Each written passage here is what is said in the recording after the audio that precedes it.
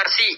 yoo maqaa kee dha'u sagalee ol kaasaa warra nun jaalanne miira keessaa baasaa dhaloota irraan qabne afaaniin fakkeessuu namni qalbii qabu seenaa keen balleessu warra fardaalolee nafxanyaa balleessu kawanteen qolatee seenaa fi galmeessu. Kana saniin qabu dhiiraa fi shamara seenaa kan kee himuuf afanna jarjaraa warra sabaa jecha harka lafa kaa'ee warra sabaa jecha harma lafa kaa'ee seenaa kan keen fixuu afaaniin lakkaa'ee kijibuun hin ta'u seenatu dubbata namni qalbii qabuuf duuba mil'ata warra fardaalolee diina biyya baase eeboo fi waraanan. Assalamu alaikum warahmatullahi wabarakatuh. Shamar kabun ilmaan Oromoo hundi keessan bakkuma jirtanitti kabajaa jaalalli keessan akka isin jecha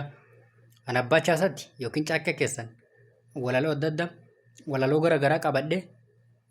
walaloo dhiyeessaa keessan walumaa galatti maal jechuu wayi walaloo adda addaa YouTube irraa argattanii YouTube kiyya bakki argattan TikTok kiyya profaayilii TikTok kiyya gadhooftanii jala gasseentanii achiin seenuun beekin Facebook jala hin jira achumaan gattuutanii jala gaseentan profaayilii Facebook gattuutanii achi jalallee jira linkin TikTok jalallee jira yaa akii karaa YouTube itin nu jajjabeessaa billaalee bar laala jechuun xiqqishuu isin nama waa yaalu awwala nama ofiitti jabeeffate eegasi nama biraatitti achi dabarsan aqsum billaahil aziim ijoolleen arsii amma tana namni 500 yoo dhayxanii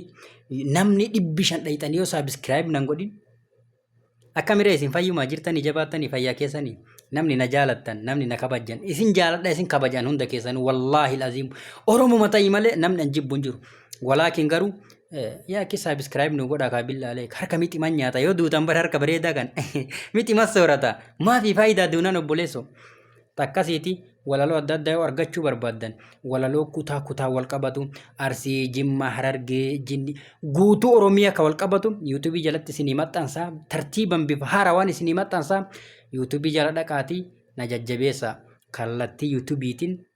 na gargaara isiniin jechuu barbaadan warri na jaalattan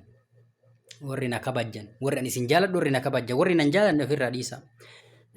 ta akkasiiti ani hedduu takka isin jaaladha hedduu takka isin kabajaa hunda keessanuu afiyaa dhikitim isinitti agadhu rabbiin hidhilleen naa fayyite asuma wanni isin beeku qabda wallahi alazim shuf dhalan nyaate maalina dhalaan nama maatarti awa namni maal ta'e ilmi namaa akkam ta'e akkamitti yaaddan ta akkasiiti nu jajjabeessuun isin irratti dirqama jechuudha jabaa ofii abba jabeeffata obboleessa wallahi jabaa ofii abba jabeeffata maal taatan isin fayyaan qabdanii hundi keessanuu dhaqaatee achiin nu jajjabeessa walaloo dhedheertu daqiiqaa 3-4 olii dhedheertu argachuu barbaadan taanan kallattii YouTubeetii fi kallattii Facebookaatiin nu hordofa nagaan jiraadha fayyaa qabaadha turtii qabaadha tokkummaa fi jaalala rabbiin isin yaa kennu jiraadha abbaa chaasaa ይባላል